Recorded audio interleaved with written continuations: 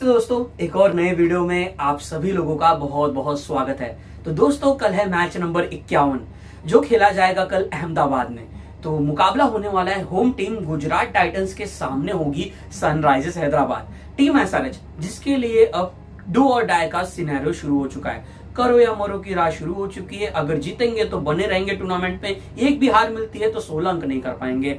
Gujarat Titans की अगर हम बात करें तो अभी फिलहाल स्थिति अच्छी है, 5 गेम्स बचे हुए हैं, लेकिन पिछला मुकाबला जहां पे आरआर के सामने उनको हार मिली थी, जिसकी वजह से गुजरात अभी 12 अंक पे ही रुका हुआ है। तो कल का मुकाबला गुजरात भी जीतने के लिए डेस्परेट होगा, बेताब होगा। तो कल के मैच के ऊपर बात करते हैं फटाफट। तो कंपैरिजन पहले देखते हैं कि दोनों ही टीमों का रिसेंट पिछले गेम का परफॉर्मेंस कैसा था। गुजरात पे आए तो पिछला मुकाबला बढ़िया बल्लेबाजी गिल ने की थी, बढ़िया बल्लेबाजी साई सुदर्शन ने की थी, बटलर ने भी आके अच्छे प्रहार लगाए थे। टॉप 3 बहुत ही बढ़िया चल रहा है गुजरात पे अगर हम बात करें तो, क्योंकि देखिए यहाँ पे अगर हम मोस्ट रन्स देखें टाटा आईपीएल 2025 में, साई सुदर्शन के सर पे अभी ऑरेंज कैप है, 456 रन वो बना चुके हैं। उनसे पीछे अगर कोई है तो किंग कोहली, उनसे नीचे कोई है तो सूर्य कुमार यादव, हमारे बाहर T20I टीम के कप्तान। और आप उसमें देखिए फिर शुभमन गिल भी दिखेंगे 379 रन, जॉस दी बॉस जॉस बटलर भी दिखेंगे 406 रन। यानी कि गुजरात टाइटंस की बैटिंग लाइनअप का जो प्रमुख स्तंभ है वो उनका है टॉप ऑर्डर। अगर टॉप ऑर्डर को कैसे ना कैसे करके हैदराबाद के गेंदबाज रोक दें तो काम थोड़ा सा आसान हो सकता है।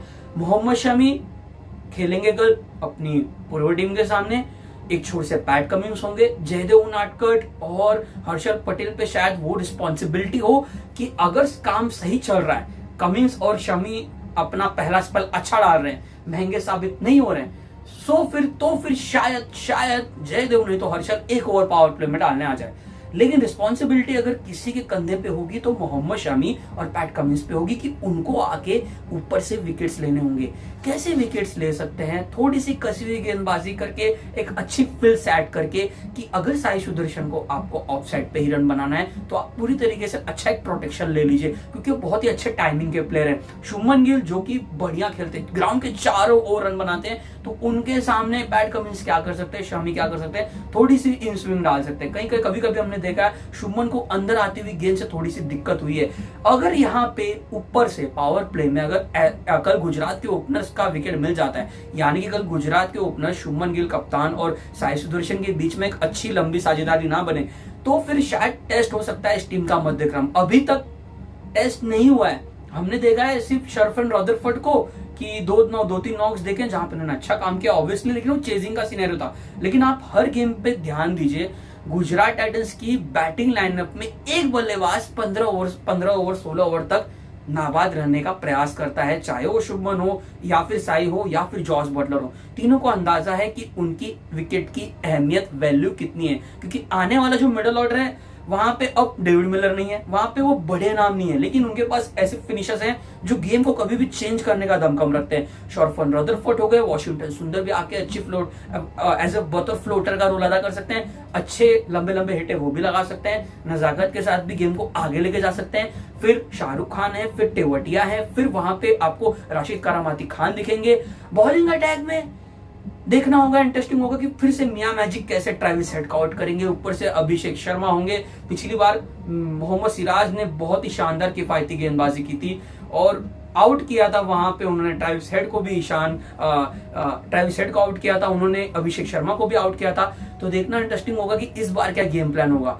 गुजरात के बॉलर्स बहुत ही अच्छे रिदम में दिख रहे हैं, चाहे अगर हम प्रसिद्ध कृष्णा की बात करें जो अभी पर्पल कैप की रेस में बने हुए हैं, 17 विकेट्स वो ले चुके हैं, चाहे हम मोहम्मद सिराज की बात करें, अगर मोहम्मद सिराज की हम बात करें तो वो भी 12 विकेट्स ले चुके हैं। इस सूची में आपको साई किशोरे भी दिखेंगे, वो भी 12 विकेट्स ले चुके हैं। यानी कि यार ये तीनों गुजरात के गेंदबाज बहुत ही अच्छे फॉर्म में हैं। तो बॉलिंग अटैक बहुत ही अच्छी है, राशिद खान भी अब धीरे धीरे रिदम में आ चुके हैं, उन्होंने भी अच्छी गेंदबाजी की थी। पिछला मुकाबले में इसके पहले के ईडन गार्डन में उनका स्पेल बहुत ही अच्छा गया था। तो पिछला गेम अगर हम देखें तो गुजरात के बॉलर्स कुछ कर नहीं पाए थे, क्योंकि वैभव सूर्यवंशी पूरी तरीके से हावी हो चुके थे। दूसरी छोर से यशस्वी जायसवाल भी अच्छे तरीके से काउंटर अटैकिंग बैटिंग कर रहे थे, तो पिछला गेम थोड़ा ऑफ डे था, लेकिन इस बॉलिंग अटैक में दमखम है और ये बॉलिंग अटैक गुजरात को टाइटल जिता सकते हैं दोस्तों। क्योंकि अगर आपको बड़े टाइटल्स, बड़े इवेंट्स जीतने हैं, बड़े टूर्नामेंट जीतने हैं, तो आपका बॉलिंग कोर बहुत ही स्ट्रांग होना चाहिए। ऐसे फॉर्मेट में जहां पे T20 में हम जानते हैं कि बल्लेबाजों का खेल है, लेकिन आपका बॉलिंग यूनिट कितना स्ट्रांग है, कितना बेहतरीन है, वो तभी पता चलेगा जब वो आके अच्छा प्रदर्शन करें। अभी तक इस 9-10 मैचेस में गुजरात के गेंदबाजों ने बहुत ही शानदार प्रदर्शन किया है। यह टीम कंप्लीट पैकेज टीम दिख रही है, कहीं भी कोई कमजोर कड़ी नहीं दिख रही। एक ही कमजोर कड़ी जिस पे मैंने बात की, मैंने कहा कि ऊपर से पैट कमिंस, जिनका रिकॉर्ड जॉस बटलर के सामने बहुत अच्छा है, इन स्विंग अंदर की ओर लानी चाहिए गेंद, थोड़ी सी ऑफ कटर मारनी चाहिए, यानी कि शरीर के करीब पैट पे प्रहार करना होगा। शुभमन गिल के भी, जॉस बटलर के भी, और साई सुदर्शन के सामने आप उनको फ्लिप मत खेलने दीजिए, उनको ऑन साइड पे रन मत बनाने दीजिए। उनका स्ट्रॉन्ग जोन ऑफ साइड है, वो कॉर पे अच्छे मारते, पॉइंट पे अच्छे मारते, वहां पे आप बनाने दीजिए। अगर एक चौका आ रहा है तो बैकवर्ड पॉइंट पे प्रोटेक्शन ले लीजिए, उनको एक ही लाइन लेंथ पे गेंदबाजी कीजिए, उनको कहीं और शॉट खेलने पे मजबूर कीजिए। वेवर्ड गेंदबाजी नहीं कर सकते यहाँ पे हैदराबाद के गेंदबाज। अगर एक गेंद स्टंप पे होगी, दूसरी ऑफ स्टंप पे आए, तीसरी थोड़ी शॉर्टर हो, फिर स्लोअर वन हो, वेरिएशंस के थिंकिंग से देखते हुए तो अच्छा है, लेकिन ये तब काम आ सकता है जब ऊपर से अगर अच्छी स्टार्ट मिल चुकी हो तो अब। लेकिन जब नई गेंद आपके हाथ में है, आपको वहीं से प्रेशर क्रिएट करके विकेट झटकना है। फिर से करो, मोहम्मद शमी और पैट कमिंस के कंधे पे कल एक बहुत बड़ी रिस्पॉन्सिबिलिटी होगी कि इन 3 इनफॉर्म गुजरात के बल्लेबाजों को कल आपको खामोश रखना होगा। अब आते हैं हैदराबाद की टीम पे। पिछला मैच जीती थी हैदराबाद, लेकिन वहां पे ना लग रहा था कि यार वो मैच ना लगभग देख के लग रहा था कि यार सीएसके भी कुछ अच्छा फाइट बैक नहीं कर रहा था, एसआरएच भी बाल बच के उस मुकाबले को जीता। क्योंकि ऊपर से देखिए ट्रेविस हेड जल्दी आउट हुए, अभिषेक शर्मा कुछ नहीं कर पाए, उसके बाद आप देखिए फिर ईशान किशन ने अच्छा इंटेंट दिखाया। अगर हम देखें तो अनिकेत वर्मा एक अच्छे बल्लेबाज हैं, क्या कल वापस खेलेंगे यहाँ पे कामिंडो मेंडिस, देखना इंटरेस्टिंग होगा। वो उनको ले सकते हैं क्योंकि वो दोनों काम कर सकते हैं। ऊपर से साई सुदर्शन के सामने शायद वो थोड़ी सी ऑफ स्पिन डालें, अगर तब तक साई डटे रहेंगे तब तक, और राइट आर्म बैटर्स के सामने वो लेफ्ट आर्म स्पिन डाल सकते हैं। उनको खेलना चाहिए, उन्होंने बेहतरीन ऑलराउंडिंग परफॉर्मेंस की थी। चेंजेस हैदराबाद की टीम से आई थिंक मुझे नहीं लगता कोई चेंजेस करना चाहिए। आपके पास 2 स्पेशलिस्ट स्लोअर आर्म बॉलर्स हैं जो मिडिल ओवर्स में अपना काम जानते हैं, वो हैं जयदेव उनाटकर जो पावर प्ले में भी गेंदबाजी कर सकते हैं, हर्षल पटेल मिडिल ओवर्स में। यह टूर्नामेंट अभी हर्षल पटेल का बढ़िया जा रहा है, अच्छे रिदम में आ चुके हैं। पिछला मुकाबला हर्षल पटेल ने 4 विकेटें चेन्नई के सामने ली थी, अभी तक इस एडिशन में 13 विकेटें वो भी झटक चुके हैं। लेकिन पर्पल कैप की रेस में आपको एक भी हैदराबाद का बल्लेबाज नहीं दिखेगा। रीजन यही है कि हैदराबाद क्यों पिछड़ चुका है और यह टीम क्यों 9वें स्थान पर है। कोई भी हैदराबाद का प्रमुख बल्लेबाज ने अपना योगदान आके सही समय पे नहीं दिया जब टीम प्रेशर में रही है। इसीलिए ऑन पेपर अगर हम देखें तो गुजरात बहुत ही स्ट्रांग दिख रही है। कल उनको 2 अंक आसानी से शायद मिल सकते हैं अगर अच्छा क्रिकेट सनराइजर्स हैदराबाद की टीम ने नहीं खेला। सनराइजर्स हैदराबाद के बैटर्स का क्या गेम प्लान होना चाहिए, ऊपर से टॉप 3 में ईशान किशन उसी इंटेंट से खेलना चाहिए जैसा उन्होंने पिछले मैच में चेन्नई के सामने खेला था। आप वैसी मैच्योरिटी के साथ खेलिए, सिचुएशंस को देखते हुए खेलिए। अगर ऊपर से एसआरएच के ओपनर्स ने अच्छी शुरुआत दिला दी है तो आपको पता है, आपको एक लाइसेंस मिल चुका है, आप भी जाइए, आप भी आक्रामक होकर खेलिए। लेकिन अगर एक छोर से विकेटें गिर रही हैं, ईशान किशन डटे हुए हैं, चाहे अनिल क्लासेन हो, चाहे वो ईशान किशन हो, या फिर नीतीश रेड्डी हो, या फिर कमिंडो मेंडिस हो, या फिर अनिकेत वर्मा हो, उनको अपनी विकेट को इंपॉर्टेंस देना होगा। कल अभिनव मनोहर को भी खेलना चाहिए, इंपैक्ट प्लेयर के रूप में आए थे पिछले गेम में। देखना इंटरेस्टिंग होगा कि उनको खिलाएंगे या नहीं खिलाएंगे। अगर नीतीश रेड्डी उतनी गेंदबाजी नहीं कर रहे हैं तो सोच सकती है यह टीम, क्योंकि इंपैक्ट प्लेयर के रूप में अभिनव मनोहर आए थे। अगर चेजिंग आ जाए तो वो इंक्लूड उनका हो जाएगा। तो देखना इंटरेस्टिंग होगा कैसे बैटिंग लाइनअप एक सॉर्ट करेगी हैदराबाद की टीम।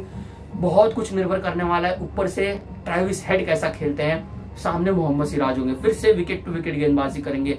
शायद दूसरे एंड से अनुभवी ईशान शर्मा भी हो सकते हैं जिन पे शायद प्रहार कर सकते हैं वहां पे अभिषेक शर्मा और ट्रेविस हेड। लेकिन अगर अरशद खान आएंगे तो एक अलग एंगल क्रिएट करेंगे।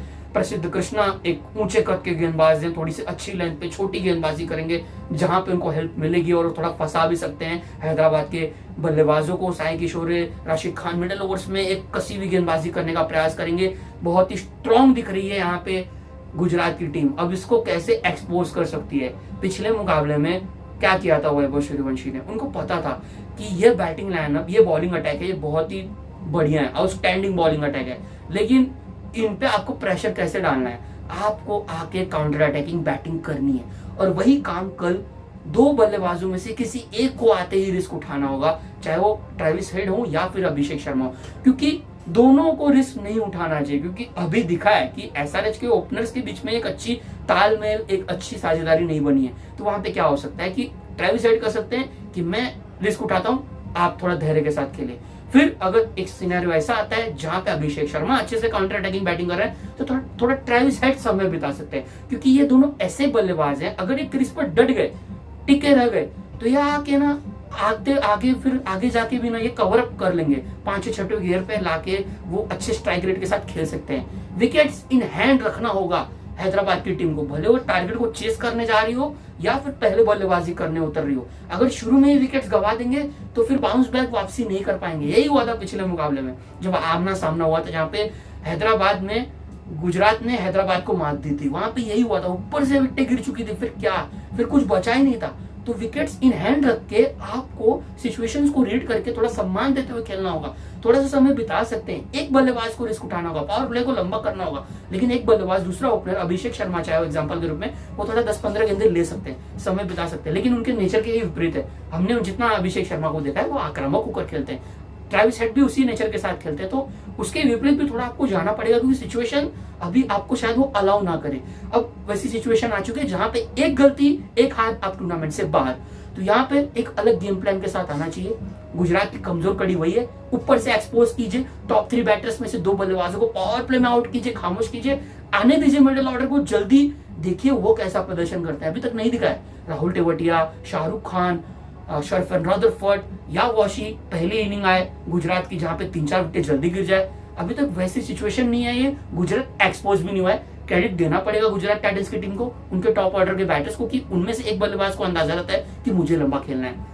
तो बहुत ही टफ होने वाला है कल। हैदराबाद को बहुत ही बढ़िया क्रिकेट खेलना है अगर उनको उनके गुजरात को उनके घर में हराना है तो देखना इंटरेस्टिंग होगा। लेकिन अगर कल गुजरात को जीत मिल गई दोस्तों, तो फिर पॉइंट्स टेबल कैसा हो जाएगा, यानी कि फिर बेंगलुरु के साथ आप देखोगे गुजरात के भी 14 अंक हो जाएंगे। आज एमआई का गेम है, एमआई जीतता है तो एमआई के भी 14 अंक हो जाएंगे।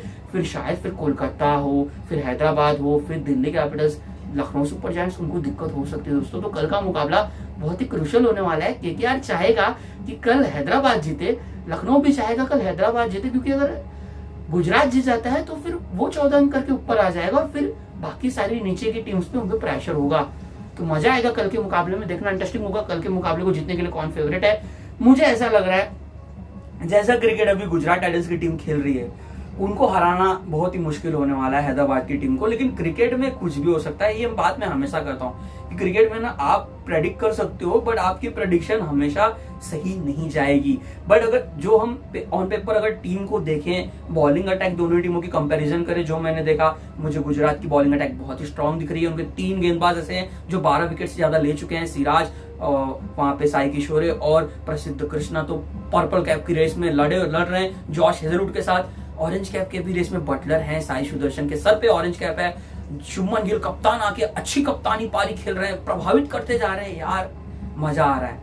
यहाँ पे गुजरात टाइटंस बहुत ही अच्छा क्रिकेट खेल रही है और किसी ने भी उम्मीद नहीं किया था कि गुजरात टाइटंस इतना अच्छा क्रिकेट खेल के प्लेऑफ में टॉप 4 में बनी रहेगी। यानी किसी ने भी एक्सपेक्टेशन टू बी ऑनेस्ट नहीं किया था।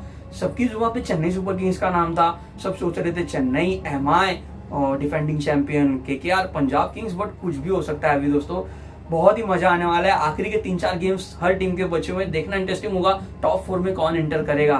तो कल के मुकाबले को जीतने के लिए मुझे गुजरात टाइटंस फेवरेट लग रही है, देखना इंटरेस्टिंग होगा। अगर हैदराबाद जीत जाएगी तो बहुत ही मजा आ जाएगा, यानी कि पॉइंट्स टेबल बहुत ही अलग हो जाएगा और ओपन हो जाएगा हर टीम्स के लिए। तो लेकिन अगर हैदराबाद को हार मिल गई तो फिर शायद बाकी टीम्स पे भी एक बहुत बड़ा प्रेशर आ सकता है।